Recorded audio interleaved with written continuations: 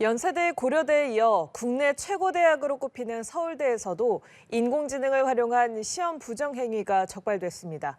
이 정도면 대학가에 만연한 풍토가 아니냐는 분석도 나오는데요. AI 활용이 일반화된 현실을 고려한 대응이 필요하다는 지적이 나옵니다. 신선재 기자가 학생들의 생각을 들어봤습니다. 인공지능을 활용한 시험 부정 행위, 서울대도 예외는 아니었습니다.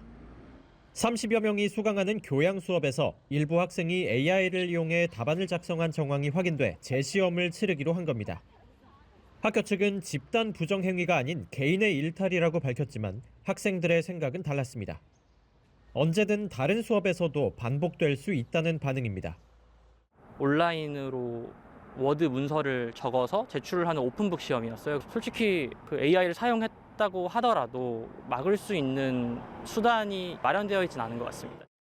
앞서 연세대에서도 비대면 시험에서 학생들 다수가 챗GPT를 활용했다 적발돼 0점 처리됐고, 고려대에서는 온라인 채팅방에서 문제를 공유해 논란이 일었습니다. 온라인이나 비대면 환경에서 생기는 감독의 사각지대도 문제지만 인공지능 활용이 일반화된 현실도 감안해야 한다는 지적이 나옵니다. 상황이 이렇다 보니 AI 활용을 막는 게 능사가 아니라 평가 방식이 달라져야 한다는 의견도 많습니다. AI가 답변하기 힘든 질문이나 과제를 주는 게 아닌 직접 발표로 아니면 대면 과제로 발표를 준비를 하다 보면은 더 깨달은 점이 많은 것 같아요.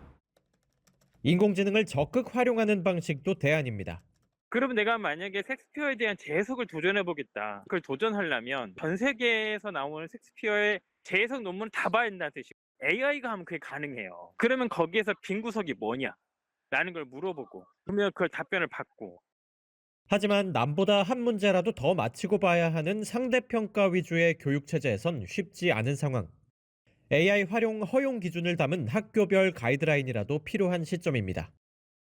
정말 제 능력으로 좀 더 평가받을 수 있게 규칙이 정해지는 게 좋을 것 같습니다. 지성인이라면은 좀 더 윤리적이고 합리적으로 AI를 사용해야 되지 않나.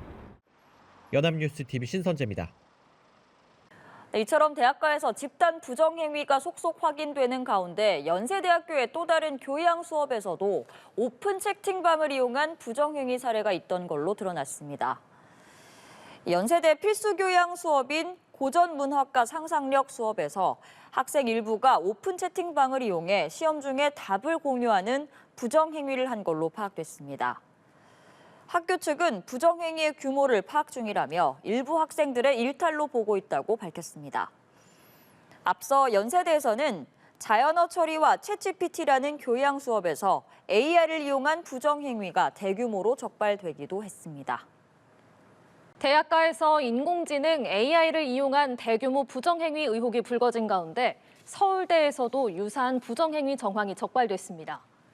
지난달 치러진 서울대 교양과목 통계학 실험 중간고사에서 다수 학생이 AI를 이용해 문제풀이를 한 정황이 드러난 것으로 전해졌습니다. 이 강의는 30여 명이 수강하는 대면 강의로 중간고사도 강의실에 비치된 컴퓨터를 이용해 대면 방식으로 치러졌습니다. 학교 측은 시험에 앞서 문제풀이 과정에서 AI를 활용하면 안 된다고 공지했지만 일부 학생이 AI를 이용해 부정행위를 저지른 정황이 확인된 것으로 전해졌습니다. 서울대는 해당 과목 중간고사 성적을 무효화하고 재시험을 치르는 방안을 검토하고 있습니다. 연세대에 이어 고려대에서도 학생들의 집단 부정행위가 적발돼 파장이 일고 있습니다. 오픈 채팅방을 이용해 문제를 공유하는 커닝이 이루어진 건데요. 온라인 강의가 늘고 AI가 학습 도구로 자리 잡으면서 부정행위가 심각한 캠퍼스 문제로 부상하고 있습니다. 차승은 기자입니다. 지난달 25일 고려대학교에선 고령 사회에 대한 다학제적 이해라는 교양 과목의 중간고사가 비대면으로 치러졌습니다. 이 수업은 1,400여 명이 수강하는 대형 강의로 수업과 시험 모두 비대면 온라인 방식으로 별도의 부정행위 방지 장치 없이 진행됐습니다. 문제는 일부 학생들이 카카오톡 오픈 채팅방을 통해 시험 문제 화면과 정답을 공유하면서 발생했습니다. 해당 채팅방은 수강생 500명가량이 참여한 정보 공유방으로 채팅방에 있던 학생들이 교수진에 제보하면서 부정행위 사실이 알려졌습니다. 담당 교수는 공지를 통해 큰 충격을 받았다며 도저히 부정행위를 묵과할 수 없어 해당 시험을 전면 무효화하겠다고 밝혔습니다. 학교 측도 부정행위 학생들에 대한 징계 절차 논의에 들어갔습니다. 사실관계를 확인하고 이후 엄정한 처리를 위해서 절차를 논의 중인 단계라고 봐주시면 될 것 같아요. 앞서 연세대에서도 챗GPT 등 생성형 인공지능을 이용한 집단 부정행위 정황이 적발돼 파장이 일었습니다. 시험 시간 동안 손과 얼굴이 나오는 영상을 찍어 제출하라는 응시 규정에도 불구하고 화면이 자주 전환되거나 시선이 사각지대에 머무는 등 부정행위 징후가 포착된 겁니다. 수강생 600명 가운데 현재까지 자수한 학생은 40명인데 학생 자체 설문 결과 200명 이상이 부정행위를 했다고 응답한 만큼 부정행위자는 훨씬 많을 것으로 보입니다. 담당 과목 교수는 자수하지 않으면 유기 정화까지 내리겠다고 경고한 가운데 학교 측도 대응을 논의하고 있습니다. 연세대 측은 또 비대면 수업이 늘고 AI가 학습 도구로 자리 잡은 교육 환경에 맞춰 AI 윤리를 논의하는 긴급 공청회도 추진하고 있습니다. 연합뉴스TV 차승은입니다. 서울의 한 대학 중간고사 시험에서 학생들의 집단 부정행위 정황이 파악돼 학내 파장이 일고 있습니다. 담당 교수는 0점 처리를 예고했는데요. 생성형 AI가 활성화하면서 이를 활용한 부정행위도 확산하고 있어서 대책이 필요하다는 지적이 나옵니다. 송채은 기자입니다. 최근 연세대 신촌 캠퍼스 3학년 대상 수업 자연어 처리와 챗GPT 담당 교수는 지난달 치러진 중간고사에서 다수의 부정행위가 발견됐다며 0점 처리를 하겠다고 공지했습니다.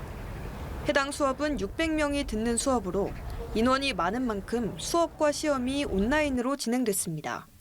부정행위 단속을 위한 감시가 있었지만 일부 학생이 카메라 촬영 각도를 조정해 사각지대를 만드는 방식으로 부정행위를 저지른 겁니다.